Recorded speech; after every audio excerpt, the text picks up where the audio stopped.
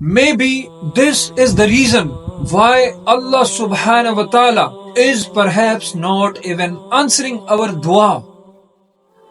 یہ وہ طریقہ ہے جو ذہنوں میں ذہن نشین کر لو اور دیکھو کہ کیا اس وجہ سے تو آپ کی دعا قبول نہیں ہو رہی ہے. میں آپ کو نبی کا طریقہ بتا رہا ہوں کہ جس طریقے سے نبی نے کہا ہے کہ دعا کرو اور پھر اللہ سے جو مانگنا چاہتے ہو زمین و آسمان میں سے اس کے خزانوں میں سے مانگو ملے گا. اللہ کی رسول صلی اللہ علیہ وآلہ وسلم فرماتے ہیں، ایک اوتھینٹک حدیث ہے، یہ کلیکٹڈ بائی ترمذی اور شیخ البانی کہتے ہیں کہ دس حدیث از حسن، مطلب کہ یہ حدیث بالکل صحیح ہے.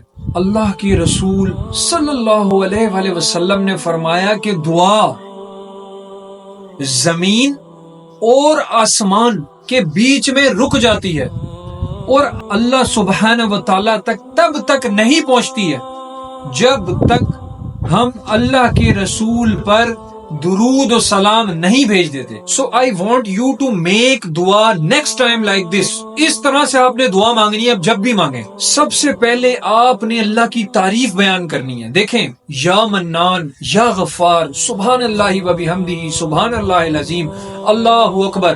اللہ کی صفتیں بیان کرنی ہے سب سے پہلے آپ نے، اور پھر آپ نے کہنا ہے اللہم صلی وسلم وبارک علی عبدک ونبیک محمد صلی اللہ علیہ وسلم.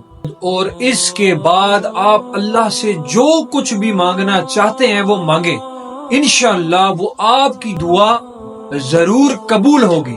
So brother and sisters, you learned a new sunnah, right? اب آپ نے اسے زیادہ سے زیادہ شیئر کرنا ہے، اپنی فیملی کو ٹیچ کرنا ہے، اس بھائی شیخ عثمان کو اپنی دعاؤں میں یاد رکھنا ہے. السلام علیکم ورحمۃ اللہ.